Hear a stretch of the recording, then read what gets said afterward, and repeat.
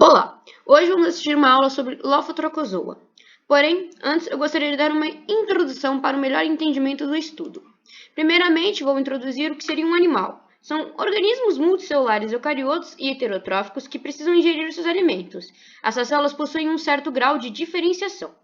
A ontogenia dos animais é marcada usualmente por um estágio larval.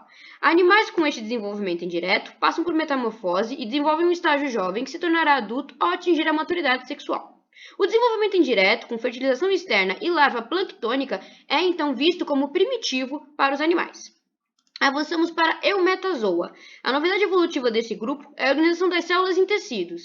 Vai surgir uma nova etapa no desenvolvimento embrionário, que é a gastrulação. A gástrula é uma célula com uma invaginação que forma o intestino primitivo do animal. Essa invaginação proporciona a organização do embrião em dois folhetos, a endoderme e a ectoderme, que são precursores do epitélio do animal. São separados por uma blastocele, que é precursora do tecido conjuntivo. As células epiteliais costumam ser monociliadas, e esta condição é considerada primitiva no grupo. Passamos para a bilatéria. Agrupamos aqui os animais que possuem um plano mediano sagital, que ao ser cortado vai gerar duas metades semelhantes do mesmo organismo, ou seja, uma simetria bilateral. Existem casos em que essa simetria vai ser perdida. Os bilatéria vão contar também com uma cefalização, que é a concentração de neurônios para o processamento de informações vindas de receptores geralmente impares no corpo, ou seja, uma triangulação da informação. O objetivo desse processamento é a transmissão das condições do ambiente para os músculos, a fim de garantir a sobrevivência do animal.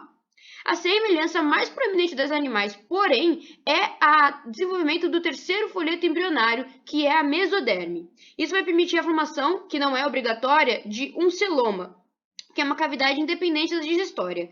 O celoma é considerado uma característica primitiva de bilatéria. Antigamente, ele era usado como um caráter de evolução, ou seja, celomados eram basais, passando para celomados como mais apicais, porém essa linha de evolução não é mais considerada, e os animais hoje em dia que não desenvolvem completamente o celoma vão ter explicações para isto.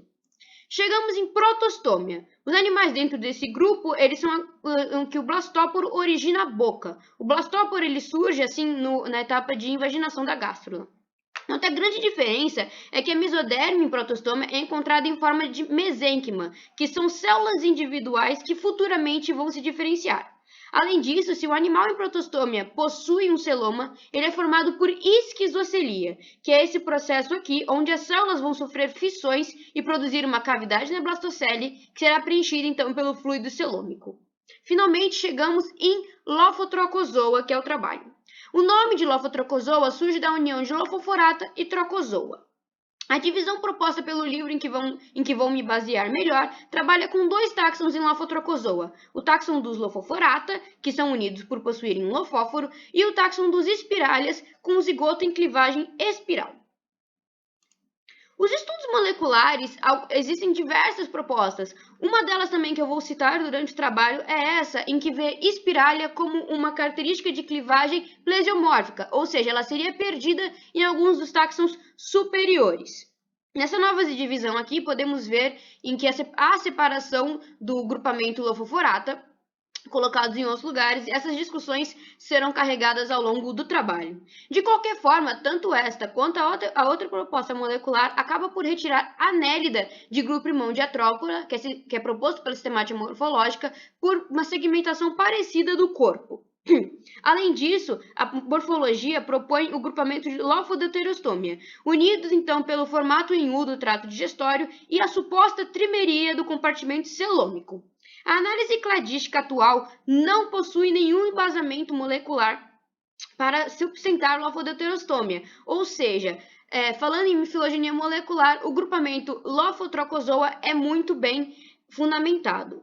A maior dúvida hoje em dia ainda fica se Lophophorata é monofilético, é parafilético ou é polifilético. Os plateumintos. O filo dos famosos vermes achatados já foi considerado em posição basal por conta de sua organização corpórea simples, com ausência de celoma em todos os indivíduos, o que é atribuído aos seus corpos achatados.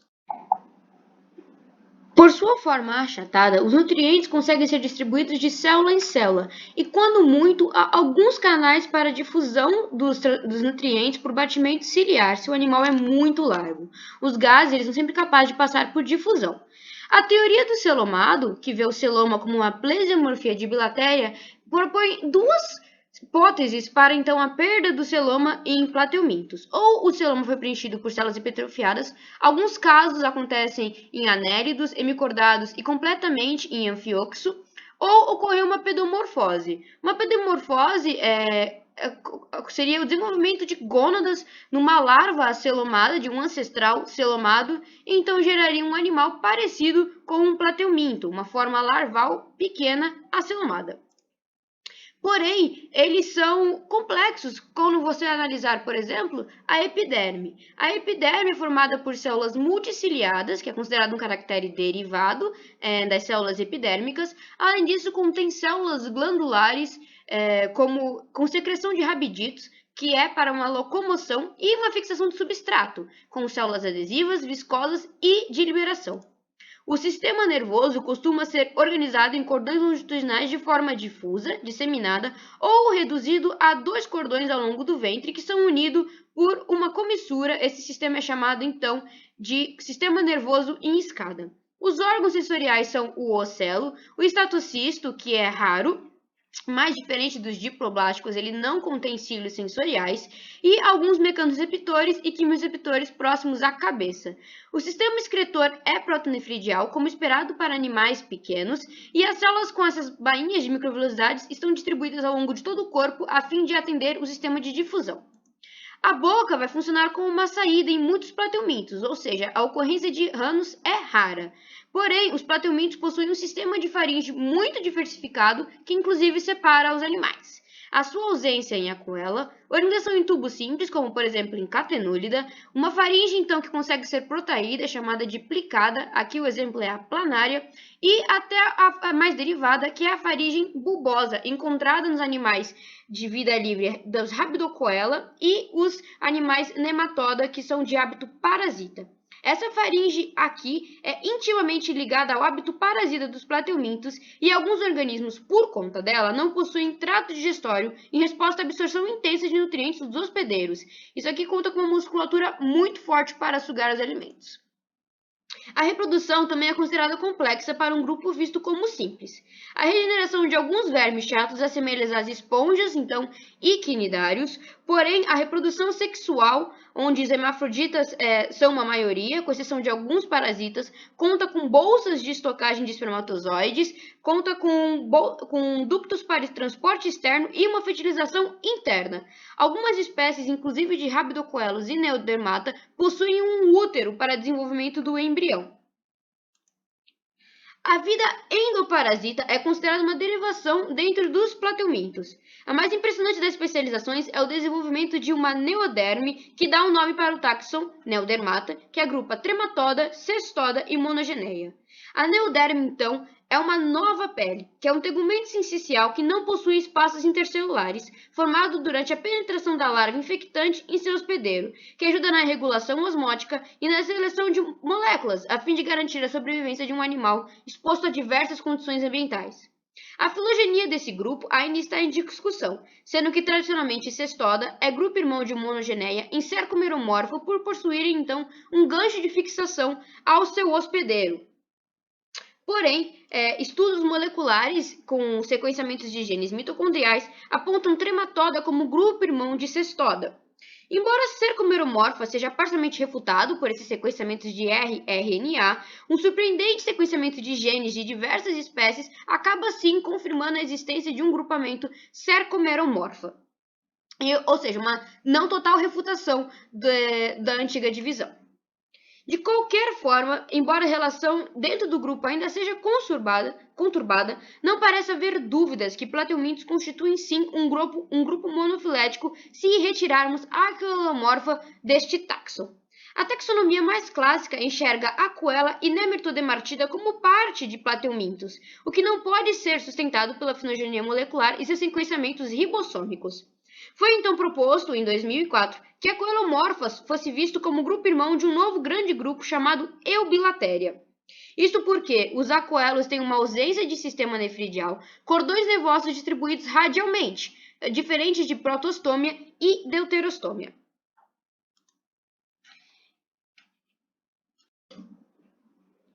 Gnatífera é um superfilo reunido há muito tempo, mas que só conseguiu sustentar-se como monofilético após a descoberta do filo Micrognathozoa. Antes da relação ser bem estabelecida, dúvidas eram sequer levantadas quanto ao posicionamento basal ou não desses animais no reino animal. O estudo feito com uma nova espécie, Linognathia maersk, um micrognatozoário, mostrou uma disposição mandibular que é similar somente às encontradas em Rotifera e Gnatostomúlida. Então o grupo foi colocado como uma ponte entre eles e reafirmou os táxons como descendentes do mesmo ancestral. Este ancestral era caracterizado por possuir um aparato mandibular complexo que se forma a partir de hastes, chamados de trofos, que são secretados pelo epitélio faríngeo. Outra forte base para a relação desse grupo é aparentemente o desenvolvimento de uma rede esquelética proteica. Gnatostomúlida não a possui, enquanto que Micrognathozoa possui as fibras esqueléticas e, finalmente, então, Sindemarta vai ter uma redução das paredes celulares, colocando, então, essa rede estrutural dentro de um tegumento sincicial. Esses animais, listados aqui de 1 a 6, podem ser aproximados, então, aos plateumintos por conta desses diversos fatores aqui citados. Além disso, o filo mais basal de Gnatostomúlida também possui suas próprias semelhanças com os plateumintos. Dentre elas, podemos citar que são todos hermafroditas, o trato costuma ser com fundo cego, ou seja, uma ausência de ânus, eles são acelomados e o epitélio também secreta um muco para a locomoção. Além disso, o táxon aqui de explicação maior para Gnatífera, os portadores de mandíbula, Micrognathozoa, só tem o único representante que foi estudado e descoberto, então, em 2000, e a especialização deles são cilióforos, que são células multiciliares, então, para a locomoção. Aqui nós temos, finalmente, o táxon Sindermata, que é o mais importante dos gnatíferas. Eles são monofiléticos por possuírem, então, uma lâmina intrasincicial. Como qualquer sincício, funciona como proteção e sustentação.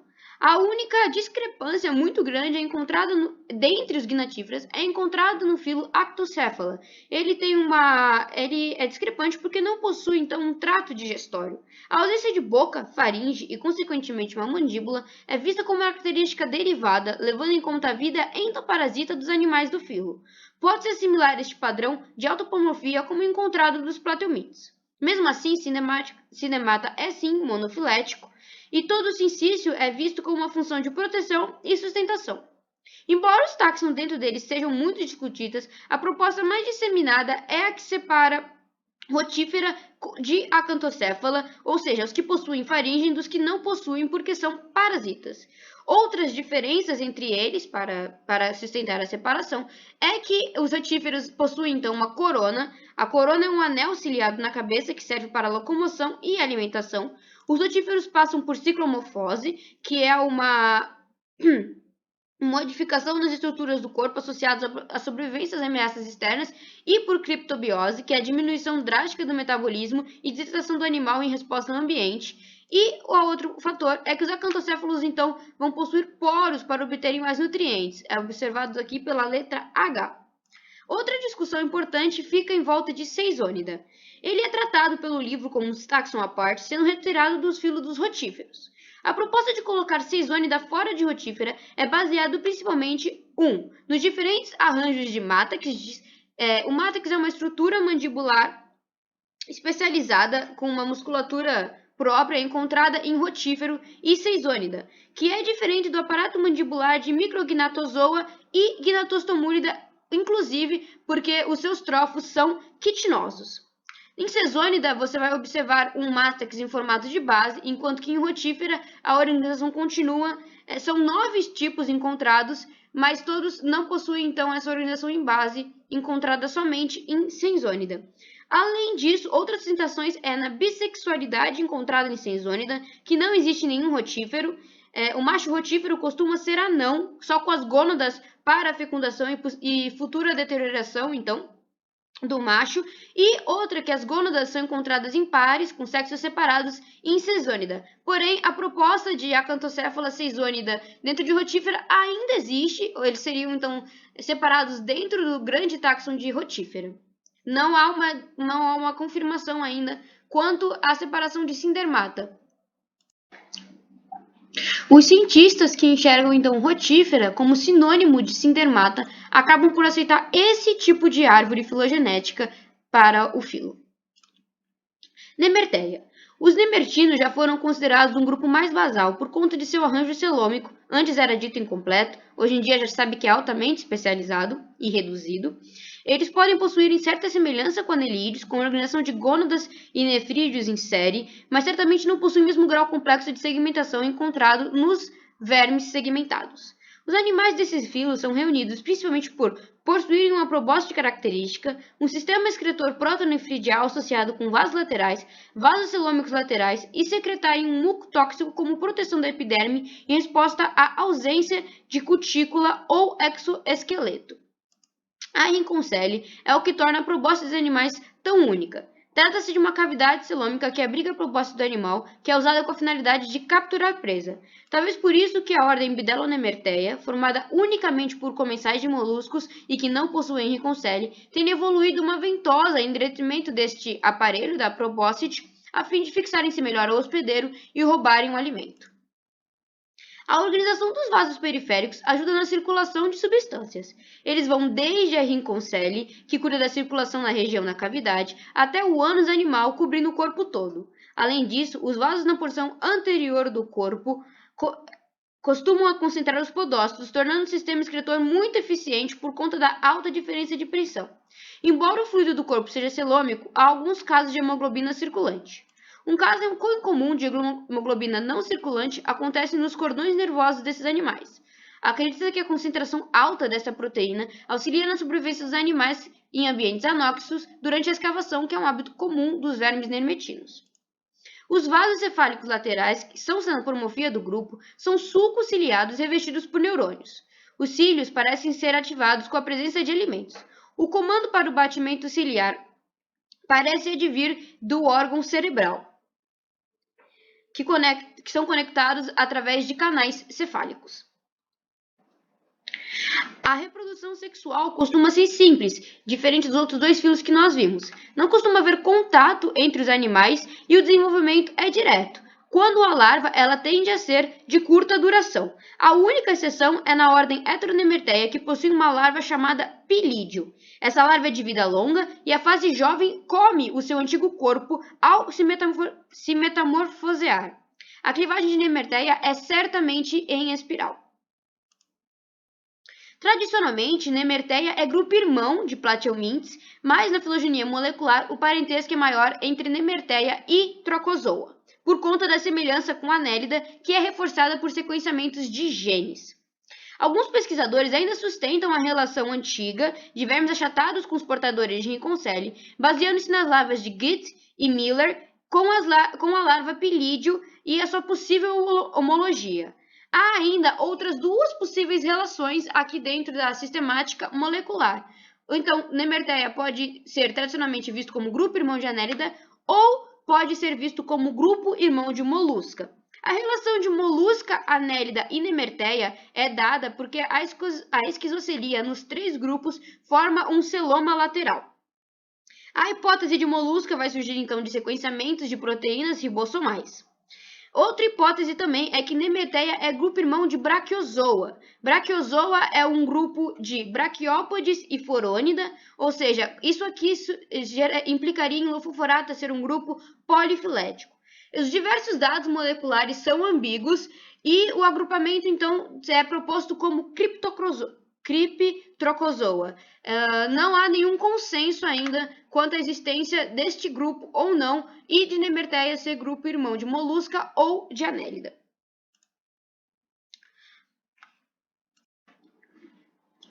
Lophophorata. Este grupo é uma grande incógnita para todos os sistematas. Durante anos, os três táxons Brachiopoda, Forânida e Briozoa foram colocados juntos como parentes próximos por principalmente terem a mesma estrutura, o lofóforo. O lofóforo é uma coroa de tentáculos que fica na porção anterior do animal e é usado para alimentação contra a corrente. Todos os animais são, por consequência, aquáticos. O ânus desses animais é localizado na porção anterior do corpo, mas sempre fora da coroa de tentáculos. Em contraste com muitos protostomios, o sistema excretor, quando presente, é metanefridial, e alguns embriões de Lophophorata apresentam clivagem radial e birradial, como os briozoários. Uma discordância grande e discutível é o celoma encontrado nos três táxons. Durante anos, foi considerado que o celoma destes animais era dividido em três porções ao longo do corpo, mas estudos recentes descaracterizam essa trimeria, sugerindo que, na verdade, uma dessas supostas três cavidades, a mais anterior, o epístoma, não é de origem celômica, ou seja, os animais seriam diméricos, assemelhando-os aos protostômia.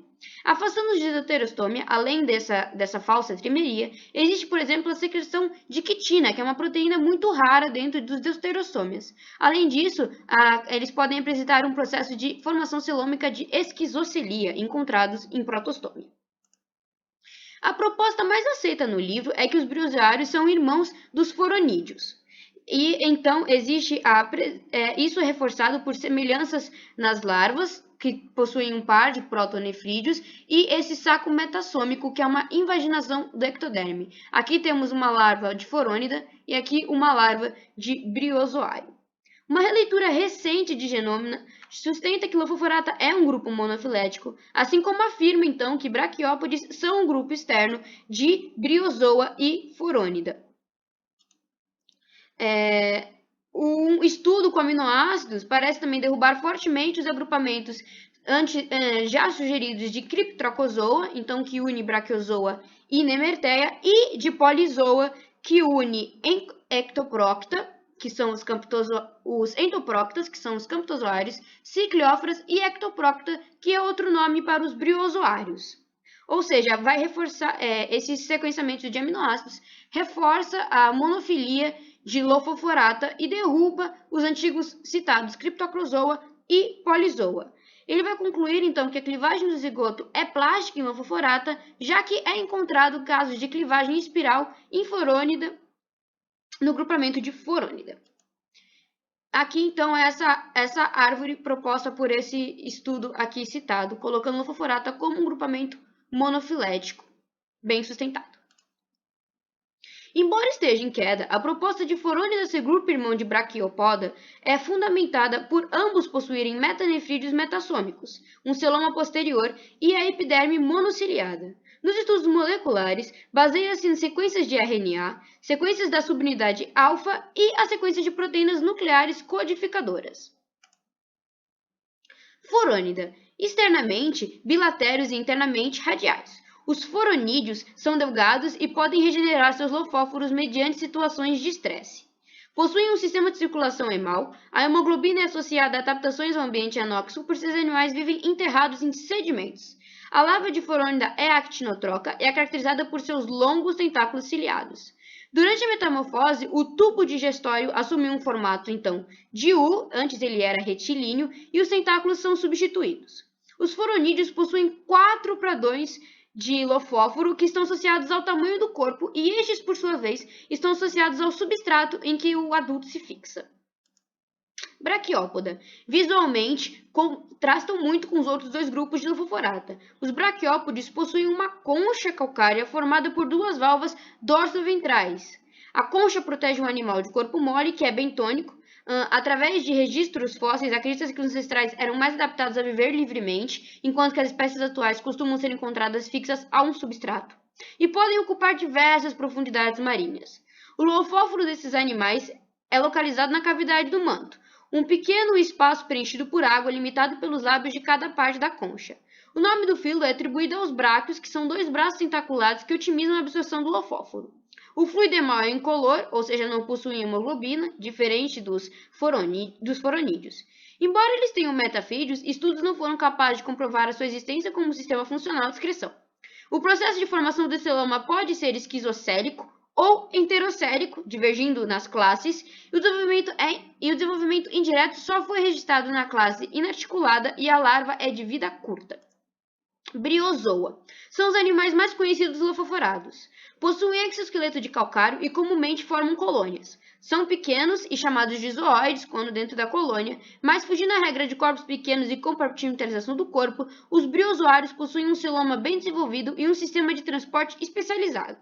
Diferente dos outros dois grupos, Briozoa é capaz de everter seu lofóforo para alimentação e recolhê-lo depois. Para a prostração, o trabalho é muscular com concomitante elevação da pressão hidrostática, enquanto que para a retração é unicamente a contração dos músculos. O sistema de transporte em colônia funciona como uma rede de compartilhamento de nutrientes, gases e dejetos carregados pelo fluido celômico e não possui nenhum pigmento respiratório. Eles não possuem nefritos para excreção e nem gonodutos para liberação de gametas. O desenvolvimento embrionário é enigmático. O blastóporo se fecha, não permitindo saber se originará o ânus ou a boca. Existe mais de um tipo de larva, mas todos possuem uma corona, que é uma banda ciliada para a locomoção do corpo, assim como é encontrada em rotíferos, e um saco metassômico.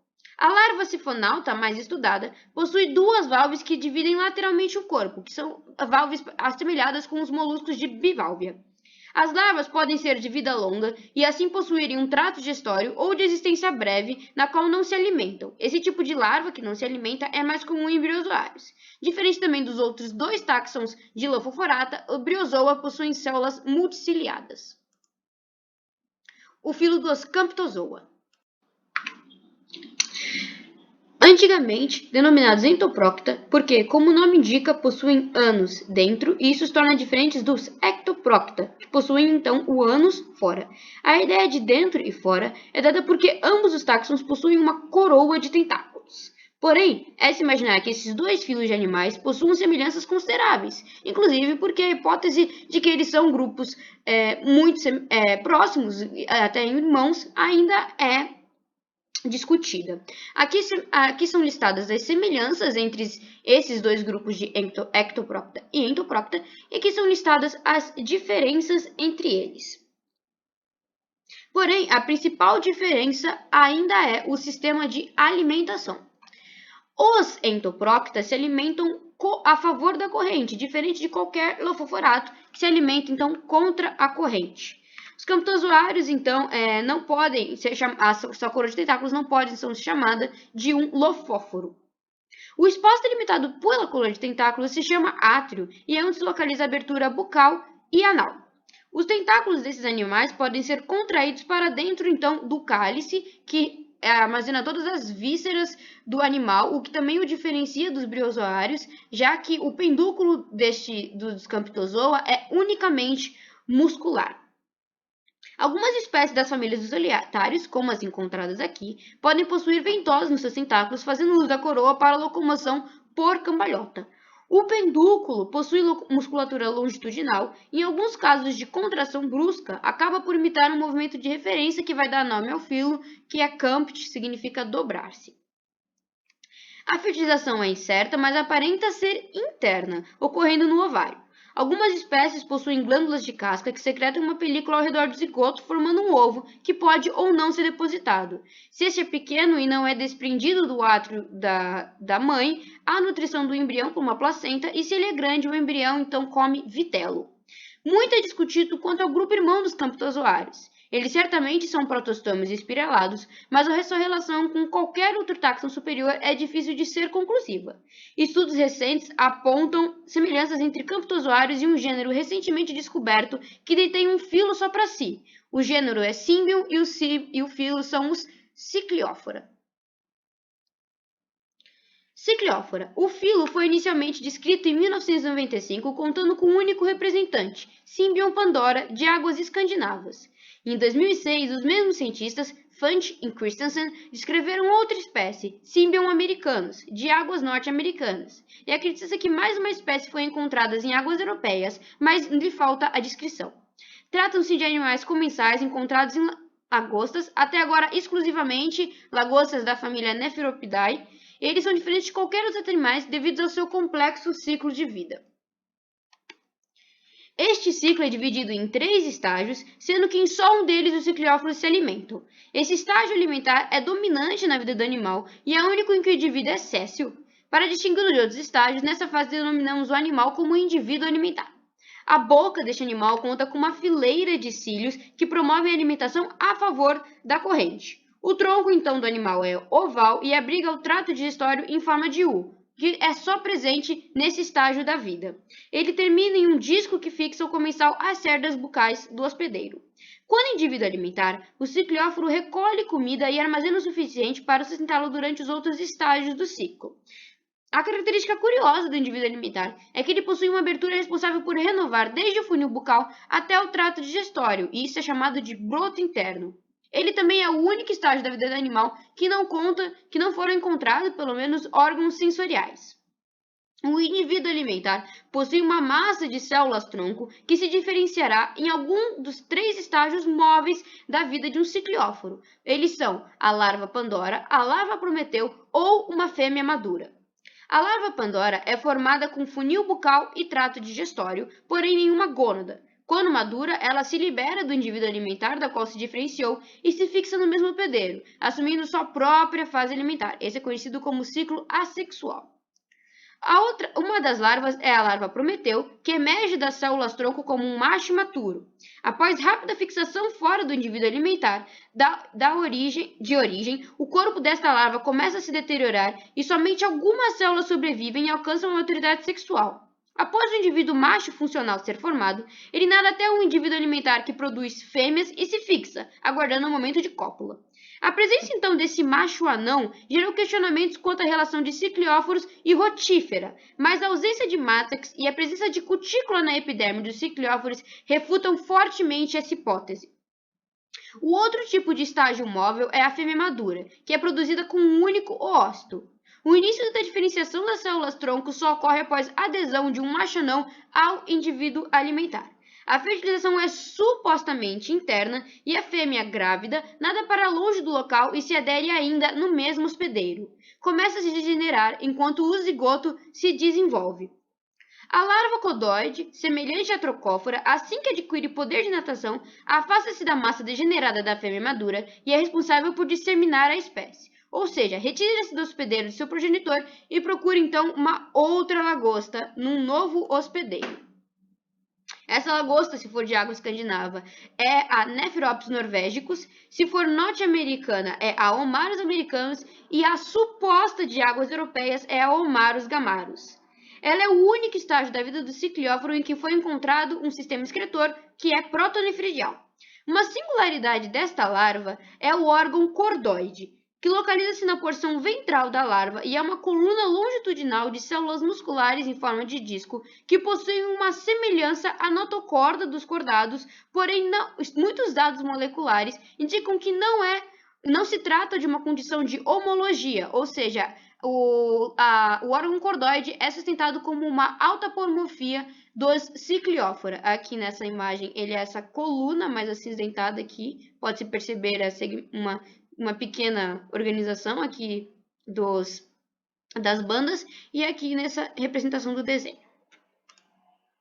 Aqui é a semelhança que ela teria com uma notocorda.